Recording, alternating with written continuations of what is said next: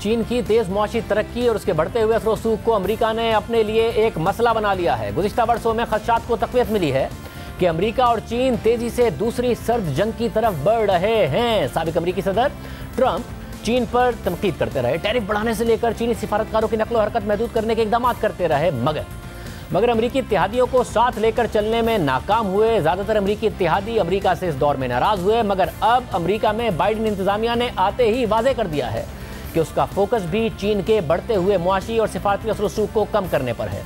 यानी तरजीह वही है जो ट्रंप इंतज़ामिया की थी, मगर तरीक़ाकार मुख्तलिफ है।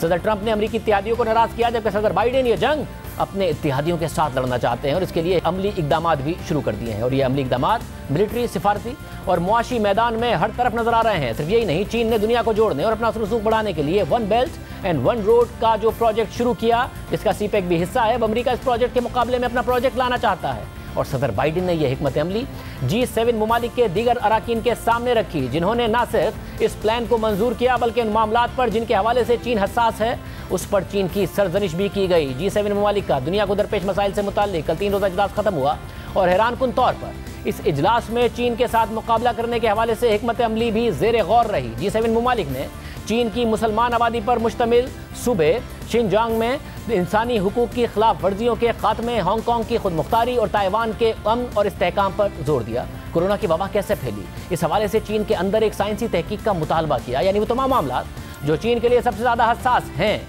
और चीन के one belt and one road के मुकाबले में G7 मुमालिक ने बिल्ड बैक बेटर वर्ल्ड के प्रोजेक्ट का ऐलान किया, इसको आगे बढ़ाने पर मुशावरत की है। और व्हाइट हाउस ने इस हवाले से बयान जारी करते हुए कहा कि अमेरिकी सदर और G7 मुमालिक के दीगर लीडरान को उम्मीद है कि बिल्ड बैक बेटर वर्ल्ड की इब्तिदा एक शफाफ इंफ्रास्ट्रक्चर पार्टनरशिप फराहम करेगी और तरक्की पजीर मुमालिक को जो 2035 तक $40 ट्रिलियन की ज़रूरत है उसे कम करने के लिए भी करामत साबित होगी।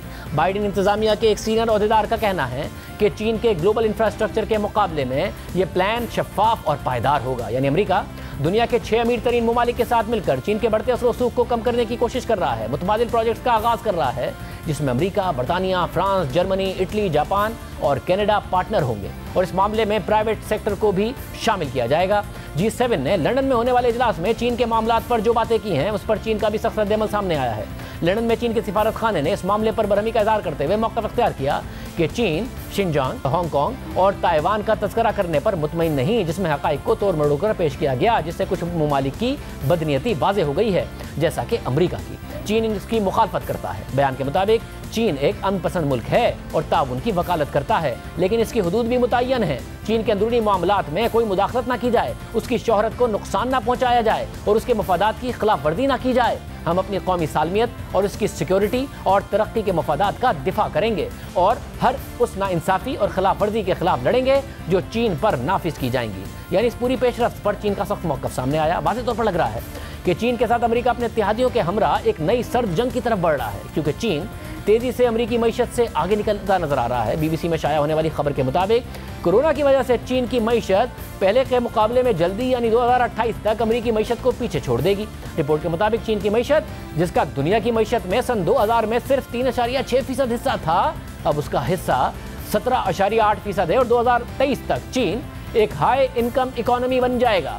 चीन के इस मुआशी चैलेंज से निमटने के लिए बाइडेन इंतज़ामिया ने सेनेट में $250 अरब के एक बिल को सपोर्ट किया है और इस बिल के मुताबिक चीन का मुकाबला करने के लिए रिसर्च, डेवलपमेंट, टेक्नोलॉजी यानी मुख्तलिफ शोबों से लेकर मुआशी मैदान में अमेरिका $250 अरब खर्च करेगा। मगर अमेरिका जितनी तेज़ी के साथ कोशिश कर रहा है कि मिलिट्री, सिफारती और मुआशी मामले पर चीन का मुकाबला करे, वो इतना आसान नहीं होगा, क्योंकि गुज़िश्ता 30 बरस में चीन का फोकस उसकी मईशत पर रहा है। बरामदाद में इजाफे से मुआशी तरक्की करता रहा और फिर बरामदाद से कमाए गए हज़ारों अरब डॉलर से दीगर ममालिक में सरमायाकारी करता रहा, उन्हें कर्ज देता रहा। और ये सब कुछ करते हुए चीन ने सरहदी इख्तिलाफात को भी कंट्रोल में रखा। तनकीद हुई तो कभी जवाब दिया, कभी नज़रअंदाज किया, मगर फोकस मुआशी तरक्की, बरामदाद और सरमायाकारी पर ही रखा, जिसकी वजह से खित्ते में वो एक खास मकाम बनाने में कामयाब हो गया। कई ममालिक उस पर इन्हिसार करने लगे। इसलिए माहिरीन का ख्याल है कि अगर अमेरिका की चीन के साथ सर्द जंग ने शिद्दत पकड़ी तो इसका इख्तिताम पहली सर्द जंग की तरह नहीं होगा, क्योंकि पहली सर्द जंग में मगरबी ममालिक और सोवियत यूनियन का एक दूसरे पर वो मुआशी इन्हिसार नहीं था जो चीन का है। चीन की तो G7 ममालिक समेत दुनिया भर में सरमायाकारी है, बरामदाद है, दरामदाद है।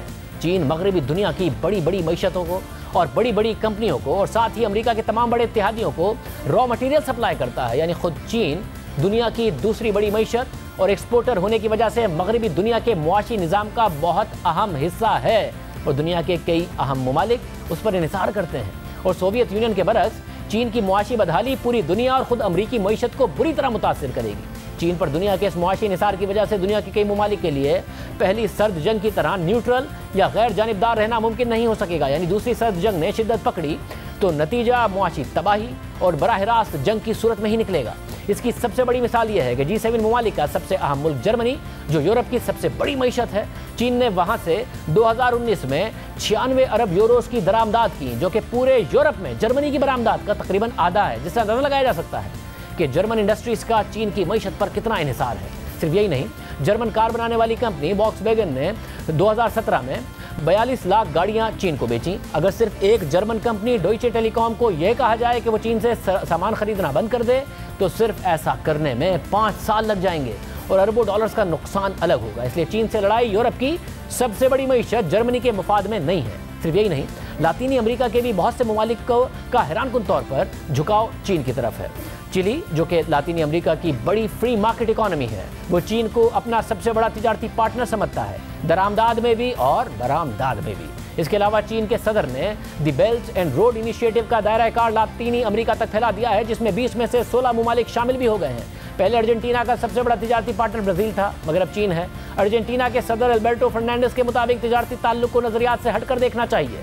ब्राजील, जिसके सदर चीन के खिलाफ ये बयान देते रहे हैं कि चीन दुनिया पर गलबा हासिल करना चाहता है, लेकिन दूसरी तरफ ब्राजील की चीन से बरामदाद में गुज़िश्ता साल इजाफा हुआ, जो कि चीन पर उसके मुआशी इन्हिसार का वाज़ेह सबूत है। लातीनी अमेरिका के मुल्क इक्वाडोर के कर्ज का 1/3 हिस्सा यानी 18.4 अरब डॉलर्स चीनी बैंकों से लिया गया है। खित्ते के दीगर ममालिक मेक्सिको और वेनेजुएला भी चीन के साथ मजबूत तिजारती ताल्लुकात चाहते हैं और रखते हैं। यानी लातीनी अमेरिका, जो कभी अमेरिका के करीब था, अब चीन के करीब है, जिसकी वाज़ेह मिसाल ताइवान के मसले पर पनामा, डोमिनिकन रिपब्लिक और एल सल्वाडोर का चीन की तरफदारी करना है। यानी मुआशी ताल्लुक से चीन को सियासत और सुख भी हासिल हुआ है। इसके साथ साथ अफ्रीका में भी चीन के मुआशी और सुख में बेपनाह इजाफा हुआ है। जॉन हॉपकिंस यूनिवर्सिटी के डेटा के मुताबिक अफ्रीकी ममालिक ने 150 अरब डॉलर्स चीन से कर्ज लिया है, जो कि इन ममालिक के टोटल बैरूनी कर्जों का 20% है। Kyle institute for world economy के मुताबिक हालिया सालों में चीन की तरफ से कर्जों की मद में IMF, वर्ल्ड बैंक और पेरिस क्लब के कर्जों को मिलाकर भी ज़्यादा कर्ज दिया गया है। और ये इसके बावजूद है कि चीन की तरफ से तरक्की पजीर ममालिक को दिया गया 50% कर्ज तो सरकारी अदाद-ओ-शुमार में जाहिर ही नहीं किया जाता। यानी चीन इस वक्त दुनिया के ममालिक को सबसे ज़्यादा कर्ज देने वाला मुल्क है। इससे चीन की मजबूत पोजीशन और असर सूख का अंदाज़ा लगाया जा सकता है। चीन ने अक़वाम मुत्तहिदा के मुख्तलिफ इदारों में अपना असर सूख दिखाना भी शुरू कर दिया है। जहाँ अमेरिका पीछे जा रहा है, वहाँ चीन आगे जा रहा है। मगरबी ममालिक के लिए इसकी वार्निंग 2017 में नजर आई, जब वर्ल्ड हेल्थ ऑर्गेनाइजेशन की सरबराही के लिए उम्मीदवार को चीन की पुष्टपनाही वाले थोपियन उम्मीदवार ने बुरी तरह शिकस्त दे दी और doctor Tedros World Health Organization के सरबराह मुंतखब हो गए।